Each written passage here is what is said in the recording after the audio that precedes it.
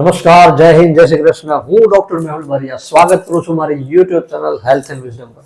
મિત્રો, આજનો આપણો ટોપિક છે જેસ્ટેશનલ ડાયાબિટીસ, એટલે કે ગર્ભાવસ્થા દરમિયાન થતો ડાયાબિટીસ. ડાયાબિટીસ મલાઇટસ નો વિડીયો મેં અગાઉ મૂકી દીધો છે અને ડિસ્ક્રિપ્શનમાં એને લિંક પણ મૂકી દઉં છું, એ પણ એકવાર જોઈ લેજો. આજે આપણે જોશું જેસ્ટેશન એટલે પ્રેગ્નન્સી દરમિયાન કોઈ વ્યક્તિ સ્ત્રી પ્રેગ્નેન્ટ થઈ પણ એને પહેલા ડાયાબિટીસ નહોતો, પણ પ્રેગ્નન્સીના જે રૂટીન રિપોર્ટ્સમાં ખબર પડી કે હવે એને ડાયાબિટીસ આવ્યું છે, તો એને શું કહેવાય? તો કે જેસ્ટેશનલ ડાયાબિટીસ મલાઇટસ. ક્યારે જોવા મળે? જનરલી 24 થી 28માં અઠવાડિયે, એટલે કે 6 થી 7મા વીક, 6 થી 7મા મહિને આ જનરલી ડાયાબિટીસ મલાઇટસ ડિટેક્ટ થતો હોય છે રિપોર્ટ્સમાં. ડાયાબિટીસની જેસ્ટેશનલ ડાયાબિટીસની એક સારી વાત એ છે કે યુઝ્યુઅલી ગોઝ અવે આફ્ટર ડિલિવરી. ડિલિવરી પછી ઓટોમેટિક જતું રહે છે, એની કોઈ દવાની જનરલી જરૂર હોતી નથી, સિવાય કે કોઈ complication. If no complication does not require any medication. મતલબ કે જો પ્રેગ્નન્સી દરમિયાન કોઈ પ્રોબ્લેમ્સ ક્રિએટ ના થાય, કોઈ તકલીફ ના થાય, તો કોઈ દવાની જરૂર હોતી નથી. ડિલિવરી પછી આપોઆપ જતો રહે છે અને can be manage with proper diet and lifestyle modification. જેમ અગાઉ વાત કરી કે ડાયાબિટીસ છે લાઇફસ્ટાઇલ ડિસઓર્ડર છે, તો પ્રેગ્નન્સીમાં જો ડાયાબિટીસ આવે અને જો કોઈ કોમ્પ્લિકેશન ન થાય, તો તમે જો જમવામાં ડાયટમાં પ્રોપર મેનેજમેન્ટ કરો અને તમારી લાઇફસ્ટાઇલ સુધારો, તો કોઈ દવાની જરૂર હોતી નથી, એમને મેનેજ થઈ જાય છે. હવે તમને પહેલો પ્રશ્ન એમ થાય કે એવું તો શું થતું હશે કે જેને કારણે પ્રેગ્નન્સીમાં ડાયાબિટીસ થઈ જાય? આમ પહેલા કઈ હતું નહીં, તો થાય છે કંઈક એવું. આ તમે પિક્ચર જોતા હશો, માતાના ગર્ભની અંદર બાળક છે, બરાબર, અને આ છે પ્લાસેન્ટા. આ જે ગુલાબી દેખાય છે એ પ્લાસેન્ટા. પ્લાસેન્ટા એક ખૂબ જ અગત્યનું અંગ છે કે જે બાળક અને માતા વચ્ચેનું એક બોન્ડિંગ છે. બાળકને એટલે ગર્ભમાં વિકાસ થવા માટે પોષક તત્વોની જરૂર પડશે, કાર્બોહાઈડ્રેટ, પ્રોટીન, વિટામિન્સ, મિનરલ્સ. બાળક તો કઈ ખાતું નથી, તો પોષણ મળશે ક્યાંથી? તો માતાની અંદરથી જ સીધી વાત છે પોષણ મેળવશે, અને એ પોષણ માતામાંથી બાળકને આપવાનું કામ કરે છે આ પ્લાસેન્ટા. પણ પ્રેગ્નન્સી દરમિયાન થાય છે શું? તો કે આ પ્લાસેન્ટામાંથી કેટલાક હોર્મોન્સ એટલે અંતઃસ્ત્રાવો હોર્મોન્સ રિલીઝ થાય છે. જે શું કરે છે? તો કે ગ્લુકોઝ અને ઇન્સ્યુલિનના બેલેન્સને વિક્ષેપ ઉભો કરે છે, ઇન્સ્યુલિન અને ગ્લુકોઝના બેલેન્સને બગાડે છે, અને જેને કારણે ડાયાબિટીસ થાય છે. ડાયાબિટીસ મેલાઇટસ મેં જે વિડીયોમાં સમજાવ્યું એ તમે જોયું હશે, તો તમને ખ્યાલ હશે કે ઇન્સ્યુલિન ગ્લુકોઝના બેલેન્સ એટલે શું અને ડાયાબિટીસમાં થાય છે શું. એકવાર ડિટેલ તમે એ વિડીયો જોઈ લેજો, ડિસ્ક્રિપ્શનમાં આપેલો છે. અહીંયા શોર્ટમાં તમને કહી દઉં છું. આપણે જે કંઈ ખોરાક ખાઈએ એ શું કામ ખાઈએ? કે આપણને શક્તિ મળે. કામ જે કંઈ કરીએ છીએ, હું બોલું છું, એ મને શક્તિની જરૂર પડી, આ ખોરાકમાંથી મળશે. આપણે ખોરાક ખાઈએ, પેટમાં એનું વિઘટન, પાચન થાય અને પોષક તત્વો carbohydrate, protein, vitamin, minerals, fat એ બધામાં રૂપાંતર થાય. એમાંથી કાર્બોહાઈડ્રેટને ઉર્જાનો મુખ્ય સ્ત્રોત ગણવામાં આવે છે, એટલે કે મોટા ભાગની ઉર્જા આપણને કાર્બોહાઈડ્રેટમાંથી મળે છે. કાર્બોહાઈડ્રેટનો મૂળભૂત એકમ એટલે ગ્લુકોઝ. મતલબ કે ગ્લુકોઝ આપણને ઉર્જા આપે છે, પણ ગ્લુકોઝ ખાધા પછી બન્યા એ ડાયરેક્ટ ઉર્જા નથી આપતું. ગ્લુકોઝને ઉર્જામાં રૂપાંતર, કાર્યશક્તિમાં રૂપાંતર થવા માટે એને કોષની અંદર, સેલની અંદર જવું પડે છે, અને ત્યાં જઈને પછી ઉર્જામાં રૂપાંતર થાય છે. બાકી બહાર ગમે એટલું બ્લડમાં ગ્લુકોઝ રહેશે, એનું બધું જ નકામું. હવે અહીંયા રોલ આવે છે ઇન્સ્યુલિનનો. જમ્યા પછી ગ્લુકોઝ બન્યું, એ ગ્લુકોઝને સેલમાં જવા માટે ઇન્સ્યુલિનની જરૂર પડશે, કેમ કે સેલની ઉપર અમુક દરવાજો, લોક, જેને ઇન્સ્યુલિન રિસેપ્ટર કહેવામાં આવે છે, એ માત્ર ને માત્ર ઇન્સ્યુલિનની હાજરીમાં ખુલે છે. એટલે ઇન્સ્યુલિન શું કરે? ગ્લુકોઝને એની સાથે લઈ જાય, સારથી બનીને સેલ સુધી પહોંચાડે, તાળું ખોલે સેલનું, અને ગ્લુકોઝને એન્ટર થવા દે અને ઉર્જામાં રૂપાંતર કરે. જો ઇન્સ્યુલિન ન હોય તો ગ્લુકોઝ સાવ નકામો થઈ જાય, એ આપણને ઉર્જા આપી જ ન શકે. એટલું ઇમ્પોર્ટન્ટ હોય છે આ ગ્લુકોઝ, ઇન્સ્યુલિન. અને આ ગ્લુકોઝ ઇન્સ્યુલિનના બેલેન્સને બગાડે છે કોણ? તો કે આ પ્લાસેન્ટામાંથી જે અમુક હોર્મોન્સ રિલીઝ થાય છે. આ પ્લાસેન્ટા પ્રેગ્નન્સી દરમિયાન ડેવલપ થાય, એટલે ત્યારે જ જે હોર્મોન્સ ડેવલપ થાય, એમાંથી રિલીઝ થયા, એ આ બેલેન્સને બગાડે છે, અને જેને કારણે શું થાય? તો કાં તો ઇન્સ્યુલિનનું પ્રોડક્શન ઓછું થઈ જશે, કાં તો પેનક્રિયાસ, સ્વાદુપિંડ જે હોજરીની પાછળના ભાગમાં હોય છે, એના બીટા સેલ્સ જે ઇન્સ્યુલિનનું પ્રોડક્શન ઉત્પાદન કરે છે, એ હોર્મોનને ઇન્ટરફિયર કરવાથી ઇન્સ્યુલિનનું પ્રોડક્શન ઘટાડી દેશે, અને કા પછી ઇન્સ્યુલિનનું રેઝિસ્ટન્સ આવી જશે. ક્યાં? તો કે સેલ ઉપર. ઇન્સ્યુલિન બરાબર બનશે, પણ જે સેલ ઉપર રિસેપ્ટર છે, જે તાળું છે, દરવાજો છે સેલ કોષનો, ત્યાં કઈક લોચો થાય. એટલે ઇન્સ્યુલિન ગ્લુકોઝને લઈને જશે, તાળું ખોલવા ટ્રાય કરશે પણ ખુલશે જ નહીં. કેમ? તો કે પ્લાસેન્ટામાંથી હોર્મોન રિલીઝ થયા, એને રેઝિસ્ટન્સ લાવી દીધું કોષમાં. તો આવા કારણોથી ગ્લુકોઝ બોડીમાં આવશે ખરા, પણ ઉપયોગ નહીં થઈ શકે. સરવાળે બ્લડની અંદર ફર્યા કરશે, અને જ્યારે આપણે રિપોર્ટ લોહીનો કરીએ તો એમાં ગ્લુકોઝની વેલ્યુ વધારે બતાવશે, અને આપણે શું કહીએ કે ડાયાબિટીસ. ક્યારે થયો? તો કે પ્રેગ્નન્સીમાં. એટલા માટે એને કીધું જેસ્ટેશનલ ડાયાબિટીસ મલાઇટસ. હવે કોઈ સ્ત્રીને જેસ્ટેશનલ ડાયાબિટીસ છે, મતલબ ડાયાબિટીસ છે, પ્રેગ્નન્સીમાં આવ્યું, તો લક્ષણો કેવા હશે? તો કોમન જે હતા એ જ ડાયાબિટીસ મલાઇટસમાં. તરસ વધારે લાગે, ભૂખ વધારે લાગે, યુરિન વારે વારે જવું પડે, વીકનેસ લાગે, જે ડાયાબિટીસનું લક્ષણ હોય. તરસ વધારે લાગે, બાથરૂમ વારે વારે જવું પડે, મેં અગાઉ વાત કરી ને, પેશાબ વારે વારે આવે, નબળાઈ આવી જાય, થાક લાગે, વજન ઘટી જાય, એવું બધા ઘણા લક્ષણો થતા હોય. ઓન એન્ડ ઓફ ઇન્ફેક્શન, વારે વારે ચેપ લાગે, ખાસ કરીને સ્ત્રીઓમાં વજાઇનલ ઇન્ફેક્શન, એટલે કે જનનાંગોમાં, ગુપ્તાંગોમાં ઇન્ફેક્શન લાગે, ખાસ કરીને ફંગસ, ફૂગના ચેપ લાગી શકે. આંખમાં પ્રોબ્લેમ, આંખના પડદાને નુકસાન થાય, આંખમાં ઝાંખપ આવે, એટલે શું કહેવાય? તો કે રટાઇનોપેથી. કોઈ વાગેલું હોય, ઘાર જલ્દી રૂજાય નહીં, ઇન્ફેક્શન લાગે. આ બધા અમુક લક્ષણો ડાયાબિટીસની અંદર જોવા મળે છે. વીકનેસ શું કામ આવ્યું? તો કે બોડીમાં ગ્લુકોઝ તો આવ્યો છે, પણ ઇન્સ્યુલિનની ઉણપને કારણે એ શક્તિમાં રૂપાંતર નથી થતો, એટલે આપણને શક્તિ આવતી નથી. સરવાળે શું થાય? તો કે નબળાઈ લાગે, થાક લાગે. કે women's having risk of GDM, એવી કઈ સ્ત્રીઓ હશે કે જેને રિસ્ક રહેશે પ્રેગ્નન્સી દરમિયાન ડાયાબિટીસ થવાનો?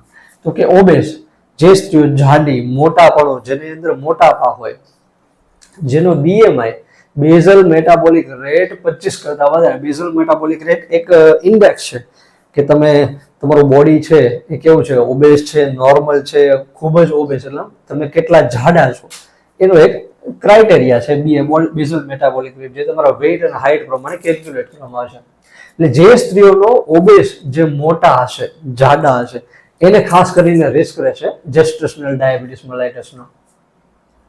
જે સ્ત્રીનો પ્રેગ્નન્સી દરમિયાન વજન બહુ ઝડપથી વધે છે, નોર્મલી 10 થી 15 કિલો તો ઓવરઓલ પ્રેગ્નન્સીમાં વજન વધે 9 મહિનાના સમયગાળામાં, પણ જો કોઈ સ્ત્રીનો વજન દર મહિને 2.5 કિલો, 3 કિલો, 3.5 કિલો વધતો હોય તો એને એલર્ટ થવું જોઈએ. એના ગાયનેકને વાત કરવી જોઈએ કે આવી મને પરિસ્થિતિ છે, મારો વજન એટલો ઝડપથી વધે છે, જેથી કરીને ગાયનેકોલોજીસ્ટ છે એનું નિદાન કરી શકે અને આગળ સારવારમાં જઈ શકે. PCOD, પોલિસિસ્ટિક ઓવેરિયન ડિઝીઝ, આજકાલ નાની છોકરીઓ બહુ કોમન છે, નાની છોકરીઓ ખાસ કરીને જોવા મળે છે. 15 થી 25 વર્ષની છોકરીઓમાં PCOD બહુ કોમન થઈ ગયું છે. ઓવરીની અંદર સિસ્ટ ડેવલપ થાય છે. એમાં પણ જેમ પ્લાસેન્ટામાંથી હોર્મોન્સ રિલીઝ થતા હતા અને ઇન્સ્યુલિનના બેલેન્સને બગાડતા હતા, ગ્લુકોઝને, એમ સેમ વસ્તુ આમાં થાય. જેને PCOD હોય છે જે સ્ત્રીઓમાં, અને એ જ્યારે પ્રેગ્નન્ટ થાય છે ત્યારે આમાંથી થોડાક હોર્મોન્સ અમુક રિલીઝ થતા હોય છે, અને જેને કારણે ઇન્સ્યુલિન અને ગ્લુકોઝનું બેલેન્સ બગડે છે, અને એને સરવાળે ડાયાબિટીસ મલાઇટસના થવાના ચાન્સીસ વધી જાય છે. જે સ્ત્રીઓના લગ્ન મોડા થાય છે, અથવા પ્રેગ્નન્સી બહુ લેટ ટાઈમમાં, 30-35 વર્ષ, 40 વર્ષે, 45 વર્ષે જેને પ્રેગ્નન્સી રહેતી હોય, એમને ખાસ કરીને ડાયાબિટીસ થવાની શક્યતા વધી જાય છે. History of GDM, diabetes mellitus in prior pregnancy, જો કોઈ સ્ત્રીને બીજું ત્રીજું બાળક પ્રેગ્નન્સી હોય અને આની પહેલાની પ્રેગ્નન્સીમાં જો એમને ડાયાબિટીસ ડિટેક્ટ થયું હતું, તો ફરીથી જ્યારે પ્રેગ્નન્ટ થાય ત્યારે ચાન્સીસ વધી જાય છે કે એમને ડાયાબિટીસ આ પ્રેગ્નન્સી દરમિયાન આવી શકે. કેવા કેવા ઇન્વેસ્ટિગેશન તપાસ કરવામાં આવે છે? તો જનરલી દર ટ્રાઇમેસ્ટરમાં રૂટીન ચેકઅપ થતો. ટ્રાઇમેસ્ટર એટલે ટ્રાય એટલે 3 ત્રિમાસિક. પ્રેગ્નન્સીના 9 મહિનાના ગાળાને 3 ડિવાઈડ કરવામાં છે, 0 થી 3, 3 થી 6 અને 6 થી 9 મહિના. અને જે 3 મહિનાનો સમયગાળાને ટ્રાઇમેસ્ટર, ત્રિમાસિક ગણવામાં આવે છે. એટલે 0 થી 3 માં રૂટીન ચેકઅપ થતું હોય ત્યારે RBS થઈ જાય. બીજા 3 મહિના, 3 થી 6 માં રૂટીન ચેકઅપમાં RBS, random blood sugar check થાય. એવી રીતે છેલ્લા મહિનામાં શુગર તો ચેક થતું જ હોય.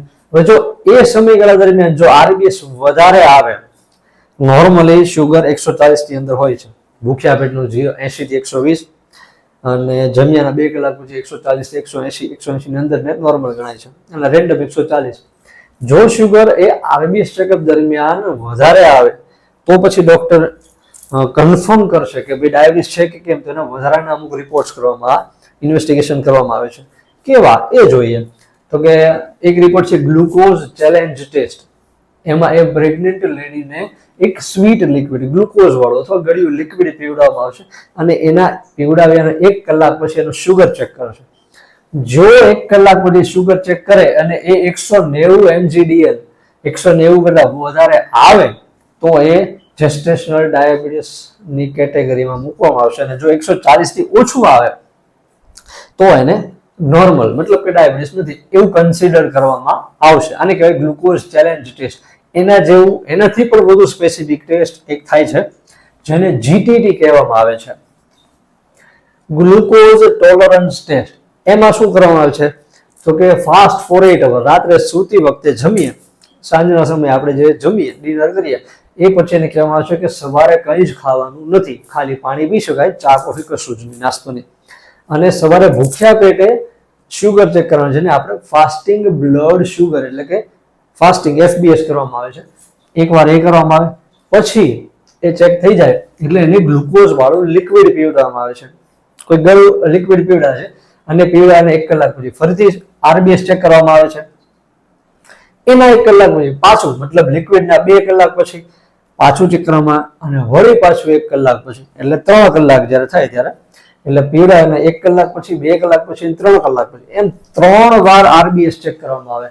ટોટલ કેટલી વાર થાય? 1 2 3 અને 4. આ 4 માંથી એટલીસ્ટ 2 વાર જે શુગર ચેક કર્યા એ નોર્મલથી વધુ આવવા જોઈએ. જો વધારે 4 માંથી 2 વાર આવે તો એને જેસ્ટેશનલ ડાયાબિટીસ મેલાઇટસની કેટેગરીમાં મૂકવામાં આવે છે. એના પછી હવે લક્ષણો જાણી લીધા, ટેસ્ટ કરી લીધા, ખબર પડી કે ડાયાબિટીસ છે તો સારવાર શું કરશો? તો સારવાર આવે ભાગે નહીં આવે, એ ગાયનેકોલોજિસ્ટનું કામ છે, તો એન્ડોક્રાઇનોલોજિસ્ટ કરશે. પણ મેં વાત કરી એમ સ્ટાર્ટિંગમાં કે એક સારી વાત શું છે કે જનરલી જો તમે પ્રોપર ડાયટ મેનેજ કરો, લાઇફસ્ટાઇલમાં સુધારો કરો તો પછી આ ટાઈપના ડાયાબિટીસમાં દવા વગર કંટ્રોલ થાય છે અને એ જે ડિલિવરી પછી ઓટોમેટિક જતો રહે છે. તો દવા તો કદાચ આવી ગયું તો આપણે કંઈ કરવાનું નથી. તો આપણા ભાગે શું આવશે? આપણા ભાગે આવશે પ્રિવેન્ટિવ ફેક્ટર. આપણે શું ધ્યાન રાખશું કે જેથી કરીને કે કાં તો ડાયાબિટીસ આવે જ નહીં અને ન વારે નારાયણ આવી ગયો તો એને કંટ્રોલ કેમ કરીએ વગર દવાએ? તો આપણા ભાગે આવશે ડાયટ મેનેજ કરવો, ખાવા પીવા આહારમાં પરિવર્તન. શું તો કે avoid oily fatty junk food sweets, તેલ વાળું ચરબી વાળું જંક ફૂડ એટલે કે પીઝા બર્ગર હોટડોગ જેવા ફાસ્ટ ફૂડ અને સ્વીટ્સ, દરેક જાતની મીઠાઈ બને ત્યાં સુધી અવોઇડ કરવાની, નહીં ખાવાની, એટલી વસ્તુ અવોઇડ કરવાની. ફાઇબ્રસ ડાયટ એટલે રેસાયુક્ત ખોરાક એટલે કે લીલા શાકભાજી, ખાસ કરીને સલાડ જેટલો ખાવ એટલું સારું, વધારે સારું. ફ્રૂટ્સ વધારે ખાવ, ફ્રૂટ્સમાં ગળપણ એટલે કે કેળા, ચીકુ, દ્રાક્ષ, કેરી આ જેટલી ગળ્યા ફ્રૂટ છે એ સિવાયના બધા જ ફ્રૂટ્સ ખાવ. જો તમે ડાયટ ફાઇબ્રસ રેસાયુક્ત ખોરાક વધારે ખાશો તો ફાયદો શું થશે કે તમારું ડાયજેશન ઇમ્પ્રુવ થાય, પાચન શક્તિ સુધરશે. પાચન શક્તિ સારી હશે તો તમારે જે ખાવ છો એના પોષક તત્વો તમને વધારે માત્રામાં મળશે એટલે તમને ઉર્જા સારી મળશે, એનર્જેટિક રહેશો, નબળાઈ નહીં લાગે. અને જે સ્ત્રીઓને કોન્સ્ટિપેશન, જે પ્રેગ્નન્સીમાં બહુ કોમન વસ્તુ છે, પ્રેગ્નન્સીમાં કોન્સ્ટિપેશન એટલે કબજિયાત રહેતો હોય તો કબજિયાતમાં પણ ફાઇબ્રસ રેસાયુક્ત ખોરાક તમને ફાયદો કરશે. કમ્પ્લીટ ન્યુટ્રિશિયસ ડાયટ મતલબ કે એવો ખોરાક લો કે જેની અંદર દરેક પ્રકારના પોષક તત્વો હોય, કાર્બોહાઈડ્રેટ, વિટામિન, ફેટ્સ, મિનરલ્સ, આ બધા જ પોષક તત્વ યુક્ત ખોરાક લો. એક જ વસ્તુ પર ફોકસ, એકનો એક રિપીટ કરવા કરતા સંપૂર્ણ આહાર લેવો જોઈએ જેથી કરીને બાળકને પણ પ્રોબ્લેમ ન થાય અને પોષણ પૂરું મળી રહે અને માતાને પણ પ્રેગ્નન્સી દરમિયાન વેટમાં પ્રોબ્લેમ ના થાય. સ્મોલ એન્ડ ફ્રીક્વન્ટ મીલ, થોડું થોડું ખાઓ પણ વારે વારે ખાઓ. તમે 2 વાર પેટ ભરીને પેટ ફૂલી જાય એટલું બધું ખાઈ લો એના કરતા સારું છે કે થોડી થોડી માત્રામાં વારે વારે ખાઓ. એનાથી શું થશે કે તમારું ડાયજેશન ઇમ્પ્રુવ થશે. એક સાથે પેટમાં ઝાઝું બધું ખાઈ લો તો એને પાચન થતા સમય લાગે, પેટને લોડ પડે, આતરને, હોજરીને, જઠરને. એના કરતા થોડું થોડું ખાઓ એટલે જઠર સારી રીતે કામ કરશે, આતર સારી રીતે કામ કરશે, તમને પોષક તત્વો વધારે માત્રામાં મળશે અને ટાઈમ ટુ ટાઈમ મળશે. એક સાથે પોષક તત્વો કાર્બોહાઈડ્રેટ ને પ્રોટીન ભેગું કરી નાખો પણ જેટલી જરૂરિયાત હોય એટલું વાપરશે, બાકીનું શું થશે? ફેટમાં કન્વર્ટ થઈ જશે. જે ઓબેસિટીમાં કન્વર્ટ થશે એ આમે તે ડાયાબિટીસ માટે ખરાબ વસ્તુ છે. એટલે ઓછું ખાવ, જેથી કરીને તમારું ડાયજેશન સુધરે અને તમને ટાઈમ ટુ ટાઈમ ન્યુટ્રિશન મળી રહે. અને ટાઈમે ન્યુટ્રિશન મળશે તો શું થાય, તમને વીકનેસ, થાક એવું નહીં લાગે, પાચન શક્તિ સુધરે એટલે કબજિયાતમાં સારું રહેશે, કબજિયાત નહીં રહે. અને હા, જે ખાસ કરીને પ્રેગ્નન્સીમાં સ્ત્રીઓને થતું હોય છે ગેસ, હેવીનેસ, બ્લોટિંગ એટલે એસિડિટી જેવું થાય, ગેસ, પેટ ભારે ભારે ભરાવો લાગતો હોય, એમાં પણ બહુ જ ફાયદો થશે small and frequent meal. Weight ગેઇનને મોનિટર કરો. એ તો જનરલી બધા જ ડોક્ટરો, ગાયનેકોલોજીસ્ટ દર મહિને તમારા વેઇટને મોનિટર કરતા જ હોય છે. તમે પણ કરો, જેથી કરીને તમને ખ્યાલ આવશે કે દર મહિને કેટલો વેઇટમાં વધારો થાય છે. જો બહુ ઝડપથી વજન વધતું હોય તો તમારે ધ્યાન ગાયનેકોલોજીસ્ટને દોરવું પડે અને જરૂર રિપોર્ટ્સ કરવા જોઈએ. એક્સરસાઇઝ, જીવનશૈલીમાં પરિવર્તન. મેં પહેલા કીધું કે જો તમે બેઠાડું જીવન જીવતા હોય તો ચેન્જ કરો, હાલચાલ કરો, કસરત કરો, થોડી ફિઝિકલ મુવમેન્ટ કરો. એક્સરસાઇઝ જે તમને અનુકૂળ હોય, યોગા કરી શકાય, જોગિંગ કરી શકાય, એટલીસ્ટ 20 થી 20 મિનિટનું ચાલવાનું રાખવું જોઈએ, જેથી કરીને જે શરીરમાં ગ્લુકોઝ તમે લીધો છે ખોરાક દ્વારા એનો યુટિલાઇઝ થાય, ઉપયોગ થઈ જશે તો એ પડ્યું નહીં રહે. જો ગ્લુકોઝ તમે લીધું, ઉપયોગ ન થયો તો સરવાળે ફેટની અંદર કન્વર્ટ થઈ જશે અને એ તમને ઓબેસિટી વધારશે, ડાયાબિટીસ વધારશે. એટલે કસરત કરવી જોઈએ, વેઇટ મેન્ટેન કરવું જોઈએ, સાયકોલોજીકલ સ્ટ્રેન્થ. કસરત કરવાથી તમારી માનસિક તણાવ ઓછો થશે અને સાયકોલોજીકલ સ્ટ્રેન્થ વધશે. આ સિવાય પણ ઊંઘ પૂરી કરવી જોઈએ, ટેન્શન ના લેવું. આ બધા અમુક પ્રિવેન્ટિવ ફેક્ટર્સ છે. જો તમે ખાસ ધ્યાન રાખો તો દવા વગર તમે ડાયાબિટીસ ઇન કેસ આવી પણ ગયો તો આરામથી મેનેજ થશે, તમને કોમ્પ્લિકેશન્સ કોઈ નહીં થાય. તો આવું કંઈક હોય છે જેસ્ટેશનલ ડાયાબિટીસમાં. આશા રાખો કે તમને સમજાયો છે. જો ના સમજાય તો 2-3 વાર રિપીટ કરજો. મેં કીધું આપણે ગજની છીએ, આપણને જલ્દી ભૂલાશે. આપણે સ્વામી વિવેકાનંદજી નથી કે આપણે એક વાર જોઈ લીધું, એક વાર વાંચી લીધું, પૂરું થઈ ગયું. રિવાઇઝ કરો. ના સમજાય છતાંય તો મને કમેન્ટ કરો, આપણે એને સોલ્યુશન લાવવાનો પ્રયત્ન કરશું. ઠીક છે? આજ માટે એટલું જ. Thank you very much.